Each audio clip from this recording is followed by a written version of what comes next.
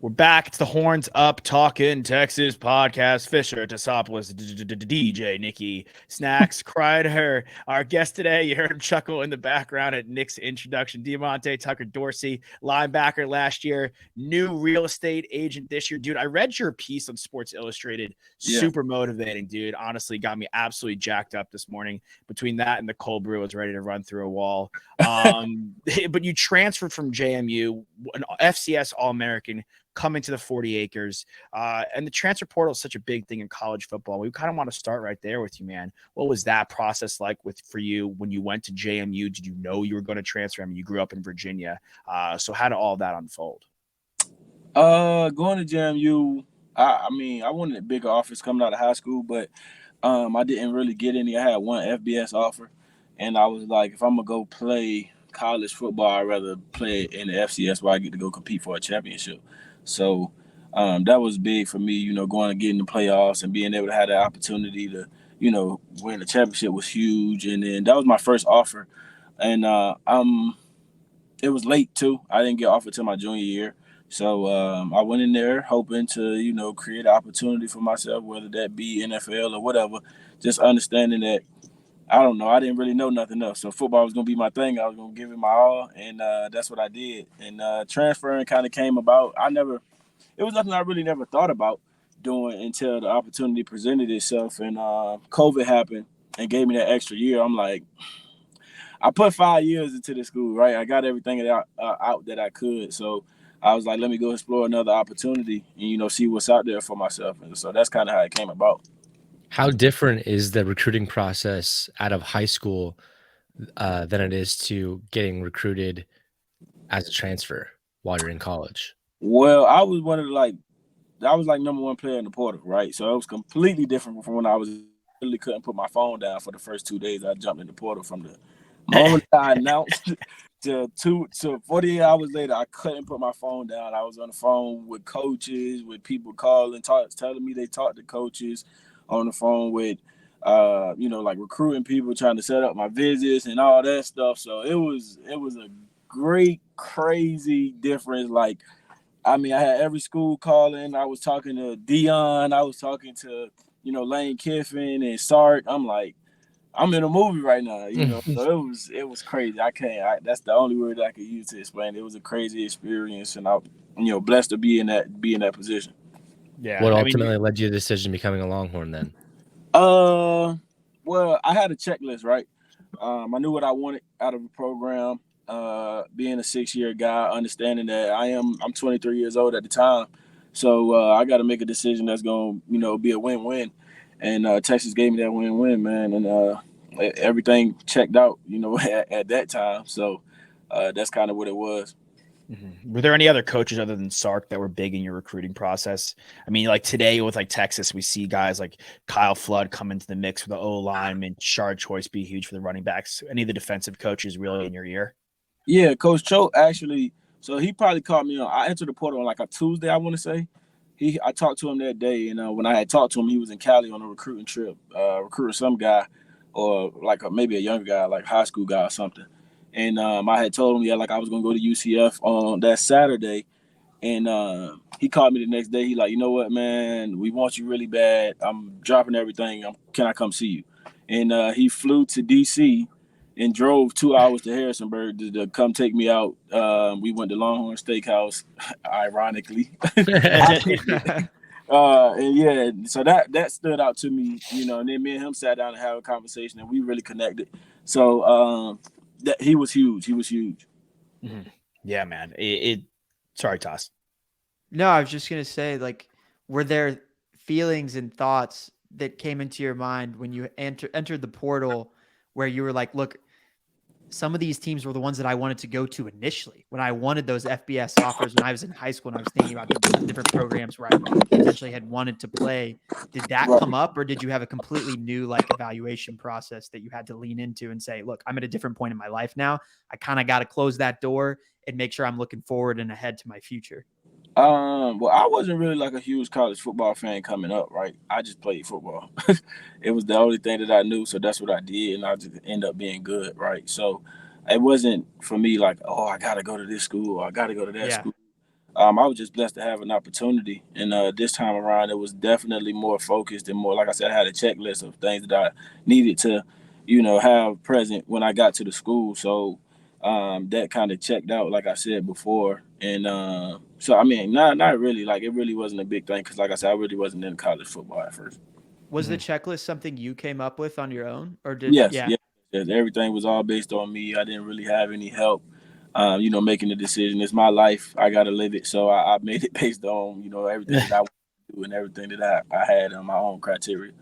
Yeah. Love that. When you got to Austin, hmm first of all, where was the first place you ate? And then as a student, and then Absolutely. how is it like coming in as a trend? Do you feel like you have to prove yourself again? Because you go from like the big man on campus at JMU and FCS All-American. I know you're the number one transfer recruit, but did you feel like you had a lot to prove? How was the acclimation process getting used to being in the locker room with you guys?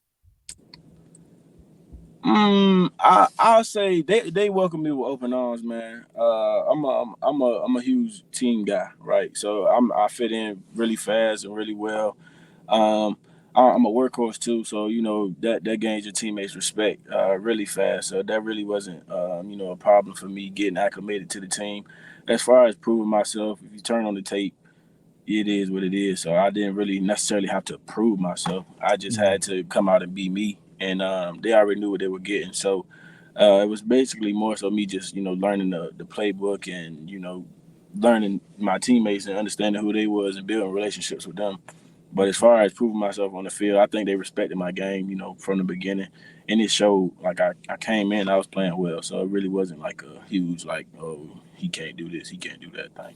No, yeah, he came in and had an impact right away. Yeah. And then, I do want to, before we take a quick pause in football, I guess, one of the best parts about the University of Texas is the network you build and people outside of just the football field, the access you have to, any kind of alumni, really. How is that helpful in your next chapter? We see Tuck the Realtor as your banner right here. How is that really helpful for you in launching, your next career? It was huge for me, and I understood, coming in. Like I said, I had a checklist I wanted to have. That was a huge part of it, right? Making sure that there was a win-win on both sides. If I come in and play, I'm going to the NFL. If I don't, I need to be able to be in an environment where I can set myself up for that next path. So Texas has a crazy alumni network, and people that are successful beyond what you can really think of. Like, I know this guy who I don't know if you guys ever heard of study abroad programs, like in Yeah, of college. course. Yeah, the guy who created it, he lives here in Austin, and he's also one of my mentors. And it's just crazy, like, you never know who you will meet, but they provided me with the opportunity to get in these rooms and get in front of these type of people. And when you do that, you start to create those opportunities for yourself. You got to take advantage of it, though, and that's why I had wrote that article to kind of shed light on that, and to speak about how I got into my position, because it didn't really just happen. I had to do my part, and I think a lot of times as college athletes, we forget that we still got to do some stuff. Like, a lot of stuff is handed to us. Everything for the most part is, but that side of it is there, but it's not really going to be pushed on you, right? So you have to go, take advantage of it, and that's what I did. Yeah, I mean, you could be. It's like one thing is getting into the room, and you could get somebody into the room, but that's kind of half the battle. Once they're in the room, they have to do it themselves, and they have to can further foster the relationships themselves, make the connections themselves, and do the work. Do you think being a collegiate athlete and being an athlete your whole life helped your work ethic strongly? Oh, without question. As an athlete, you go running this 104 degrees, you learn a lot about yourself, and if you can last through that, this stuff is easy. I promise you, this stuff is easy. So it definitely helped me prepare for this, man. And just I apply that to everything. Like, I apply being an athlete. I literally use metaphors and comparisons to everything that I do. So in real estate, one of the worst things I hate doing is lead generation, but that's the most important thing. And then I translate that from football. I hated squatting, bro. Like, I hated it. But I would do it, and when I would do it, I would get so much satisfaction from it, because that was the one thing that I did hate doing. But on the other side of it, I felt so much good, because mentally it just prepared me more, and obviously physically too. But it was a mental thing that I had to get over, and that's the same thing with lead generation, where I got to get on the phone and cold call and do this and do that. it's the same thing. You know, I just apply being an athlete to everything, and it's applicable. It's applicable. So Yeah. You feel like you're overcoming, something that you were fond of. Was it tough to get adjusted to the heat when you came over to Texas? bro, I was like, it's no way, because in Virginia we got like I think it's like heat laws or something. I don't know if it's heat law, heat index, whatever you want to call it. But if it get to like over 100 degrees, we're going inside. We're not going outside. So when we stayed, I was like, I don't know how long this is gonna last, bro. Yeah. Like that was my head. I was like, I ain't thought about quitting football in a long time, but it might be over with, man. Oh my It's too God. hot. And we used to practice at like, we had like PRPs in the morning, then we'll come back at like 3:00 Mm-hmm. and run in the sand pit. I'm like, man, no.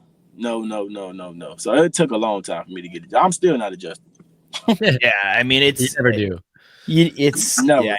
When I always go to Texas for the first time with somebody who hasn't been there before, I try to like ballpark it in like April to like February range where the weather's nice, or like mid-October to like early November. Because Right. if you hit that late November, like February window, it can be cold. But if you hit that July to September window, like you have to bring like a change of underwear and a change of shirt everywhere you go because you're sweating. Yeah. The weather here is weird, man, because that snowstorm threw me off, and then the trees started falling. I'm like, I don't know what's going on here. What like I just came here to play linebacker. I don't know what I signed up for. I don't know. It threw me off. So you get there last year, and admittedly we graduated in 2017. Alex and Nick are from Texas. We've been following the Horns, covering the Horns for a number of years. One of the biggest issues with the team or the criticisms has always been the defense. Last year things completely changed. What did you see last year, maybe from PK, some of the other coaches, Gary Patterson's addition, even you coming in there with some new young guys, Overshawn taking a step up? What were some things that you saw happen in the locker room and on the field that elevated the Texas defense to a criticism to one of the strongest suits of the team?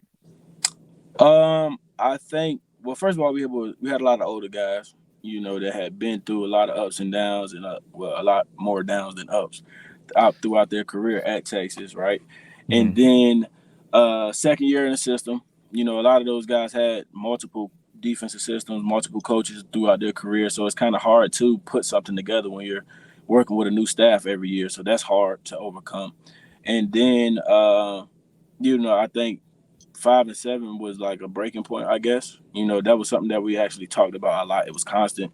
It was something that we, kept around just to remind us that, if we do go out there and, play around like they did the year before, then they would have, kind of the same results. So I think everybody bought in, and then, senior leadership and, just, I guess they were just tired of being the reason, right? And, we put it together, and I think, the coaches, they helped with that as well. But like I said, the second year in the system, really, I think that was what it was. Like when you get a first year, staff, you have to like teach and then try to build on it.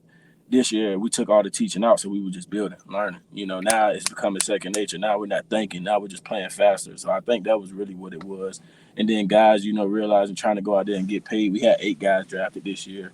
I think that's another reason it got real for some people. They didn't know if they could, continue to play football. So they made a decision.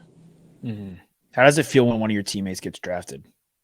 Great. I was excited for all those guys, but I think I was really glad for Demo because me and him, we was roommates, and obviously we played the same position, so we was always in the same room with like game days and stuff, and we'll have these conversations, every night before the game, just what we wanted to do and what we wanted to accomplish. So when he did it, I was real hyped for him, and then he got drafted to the Cowboys, and he was country Texas boy. So when that happened, I was like, that's hard, man. Could not have thought of a better team to rock the cowboy hat. I know he was so excited though, because like I said, we talked about it, man. So when that happened, I couldn't stop smiling. You just gotta drive up the 35 and go support him every weekend. Oh yeah, I'm gonna sell him a house too. Yeah, sell him a house. Exactly. You're gonna sell him a house here, dude. Yeah. Instead of like, I don't need my commission, I'll just take season tickets, please, and thank you. I could get that too. Yeah. 40 at the 40-yard line. No, I mean, he's a great dude. We've had him on our show as well last year, and we actually had him ahead of the season. And you could kind of in his voice hear that change was coming. There's actually a lot of dudes, honestly, now on the defense. When we, a couple years ago, it's like, ooh, who's going to step up? There are a lot of dudes on the defense that stepped up last year, and now we're in a position, like you're saying, okay, they can make the jump to the NFL. They can really go and get paid. Who on this defense right now? I could throw some names at you: Sorrell, Ford, Barron. Who do you think in your mind can really step up like Overshawn and hit the league and be the captain of this defense? I think a sleeper. Ooh. A lot of people don't give enough credit to is Bud, Jaron Thompson. They don't give a lot of credit to him. He made a lot of plays for us last year, and he's a voice out there. He's a high energy guy, works his tail off. He's definitely going to have a good season, great season. Jade Barron, he had a great season last year. I thought he was going to come out how he was playing, but he was balling last year, so I don't expect nothing different from him. We get Gilbo back. He's going to come and make a lot of plays.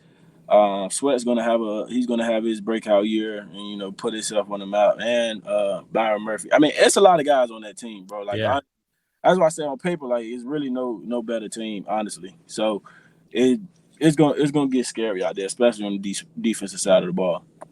Okay, so you say there's no better team, and you mean just to clarify, in the country. On paper. Keyword on paper. Yeah. No, I mean, hey, we've seen it. We've seen paper, go up in flames time and time again. I don't think, look, I'm a Kool-Aid drinker, bro. I have like 3 cups. I wake up every day and that they joke with me all the time, dude. And Michael Griffin last year, he told me to stop drinking the Kool-Aid, and I told him I never quit. But his mouth stays burnt orange. I was just with him not too long ago, a couple weeks ago. So hilarious. He's hilarious, dude. There was one point where he was just monologuing to like me, Nick, and Quan, not even looking at us, just like talking off into that direction. It was hilarious. Yeah. But he told us not to drink the Kool-Aid last year. We kind of did. Y'all completely turned. I would say not completely turned around, but turned it around massively to head everything right to ship in the right direction. I think definitely underachieved last year, but go ahead. Oh no, we could all be honest about it. There were a couple games, probably like the Oklahoma State game. I would say that was one. Did that feel long for you? Like that for like as a fan, it felt long. Terribly long, bro. I couldn't believe it. I'm not used to losing, but we go up at JMU. It was over with. Like it wasn't no coming back. So I don't know. That was like when I had to really realize, all right, we got to regroup, right? I don't know, but yeah, that was bad. Yeah, I mean, but look, you finished the season pretty strong, and you're in the mix, right? So what has to happen with Quinn, this running back room, who we go from having Bijan and a guy that we love, Roschon, who really stepped up as a team player, switching from quarterback to running back early on in his career. You have so many guys in this running back room. Who do you think could step up, and what does Quinn have to do to take the next step, in your opinion? Quinn has to be Quinn. I'm not worried about him at all. I think the production in the running back room is going to be the same. I just think it's going to come from the committee. I don't think it's going to be one guy because we have so much talent and it's only one ball. I think they're going to share it. And like I said, I think the production will be the same. Like I don't see the numbers dropping as far as, stats go, but coming from one guy, I don't know if you can get all of that out of you can't replace Bijan. So good luck with that. But yeah, I think it's going to be the same production-wise. Mm-hmm. Yeah. What about a guy like, talk about Quinn? One of the names though that turned a lot of heads, not Quinn, not Arch Manning, a guy like Malik Murphy. Yeah. What kind of special talent is he? I think his talent speaks for itself. He just has to get an opportunity to show that. I don't know when that'll be, but when it does, he's going to show the world that, it's a reason. He's here for a reason, and he deserves and belongs to be here. He's definitely he's a guy. Yeah, I mean, you watch the scrimmage game and you're like, whoa. You hear all about Arch and Quinn, and obviously Arch is a huge recruit and Quinn's a supreme talent. But a guy like Blake Murphy comes in, he's an uber athlete, and his arm is so live, and you're like, what? Yeah. Like we got to stable. Yeah, we got to stable. Exactly. I mean, bro, like there was like it went from who's going to play quarterback to now you have what a lot of these big blue blood programs really have is next man up. You only need 1 year to really get it done to get into the league if you come in and you buy into the system. Yeah, I mean, all these guys can be starters on many rosters across college football right now. No What do you make of this receiving room, though? I mean, we've got a lot of transfers coming in, and we got Nair getting healthy, and of course, X is doing his thing, and we got our boys coming back. This is gonna be scary if everybody, get in there and stays healthy. It's gonna be hard to contain. I think that's where we grew the most, if I'm not mistaken, about transfers and stuff. So look out. Good luck, especially with Sark's mind, offensive mind. Good luck. Mm-hmm. Yeah. What do you think? I mean, you talked about going back to your recruiting process, and it's a bit different for a transfer. And you talk about it being a win-win for you. And there was maybe more as, being an upperclassman coming in, you had your sights set, you matured a lot. What is a message you'd send to some of the younger recruits right now that are looking at the university? I mean, I really don't think it's too much difference as far as what the school has to offer at whatever age you are and whatever year you're in. Just understand that it is a win-win. Like, if you use it the right way and you come in and apply yourself, and you keep, first of all, you just got to make sure you keep football the main thing. But the university is going to provide you to be successful either way. And you really can't beat that. I don't know how true that is for other places, but I do know here that is, that's the truth. And I'm an example of that. So whether you're a young guy or a fifth-year guy like I was, you really can't go wrong. You come in here, play in front of 100,000 fans every week. We sell out. Every game is a big game, which I couldn't believe. I'm like, they really like it's a buzz. Every game is gonna be big. And then on the other side of that, you have a vast network of people who are in really high ranking positions and can transform your life. So you want to go and you want to be successful, come here. Yeah, I mean, it almost sells itself. And I think it's interesting. You say make football your first priority, but you mean that in the sense of like the city does offer the school in some fun ways that does offer distractions though off the field. That's anywhere though. Yeah. But if you really want to take full advantage of it, you better make sure that you go out there and perform, because they will they will check you at the door if you're not doing what you need to be doing, which I like. Like, I like that was the huge difference playing FCS and then coming and playing here. They watch it for real. Like, you're gonna be criticized, so make sure that you putting a good brand out there.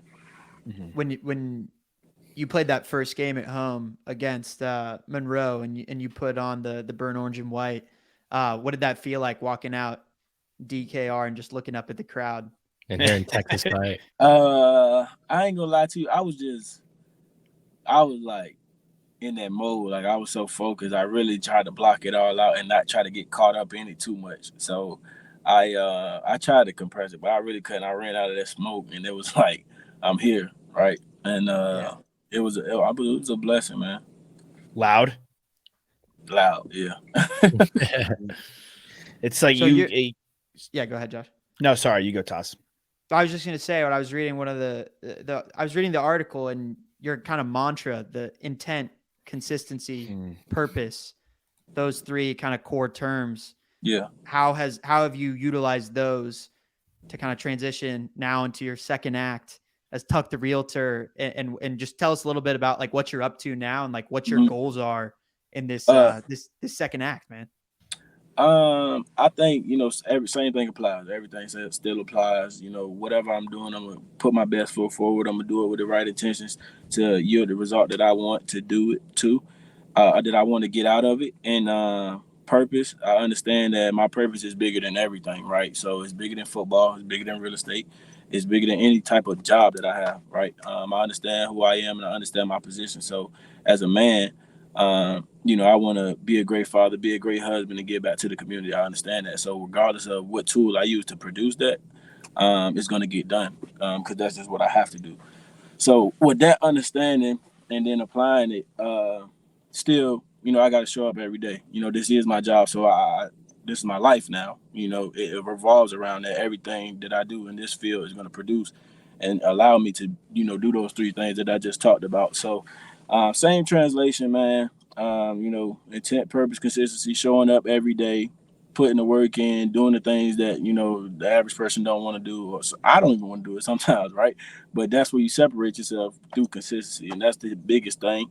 And blind faith, and then controlling what you can control. Like I said, showing up every day and doing the things the right way, and being consistent. That's what I can control. Then there's stuff that I can't control, like my experience, and stuff that I don't know yet, right? And that's blind faith. That's leaving it up to God. And that's kind of how I approach life. I don't get too high or too low on accomplishments. I really don't even. I'm not goal oriented at all, right? I'm all about the process. I'm all about showing up, putting the work in, and doing things the right way, having good habits, and living my life that way. And if I do that, I know I'm doing everything that I can, so I can live with whatever the result is, right? Because I'm not gonna win in everything that I do, and I'm not gonna lose in everything that I do. But if I keep living my life this way, then I'll be satisfied because I know I'm doing what I'm supposed to, and I'm doing it the right way. So, Yeah. Yeah. I love that, man. I think those 3 words is something like anyone can apply to any facet of life yeah, in any, type of job that they're in. And the consistency factor, I think the underrated thing about that is it adds a reliability factor to the people around you, right? Then yeah, they know that yeah, you're always going to show up. right, And so it's helpful obviously for yourself, but it ends up allowing for others to support you and for you to support them and kind of build a community where everyone can grow within that. So I think that's my right. underrated one out of those 3. Yeah. That's Yeah, Also control what you control. I say it, and I say that to say, like, I'm in my position for a reason, right? This is not on accident. I live like that, and that's the reason why I'm here, right? That's what separates me, but it's really simple for me. It's not the easiest thing in the world to do, but it's a simple concept, and if you can understand it and apply it to your life, you'll see a drastic change. I promise you. Yeah, and I think kind of the controlling what you can control is something that we've seen in our field, like firsthand. Like you could only put out, try to have the best questions or try to have the best rundown you can, or try to get people on your show, whether they show up or whether they communicate. You can't control Yeah, that. It's all just fully out of your control.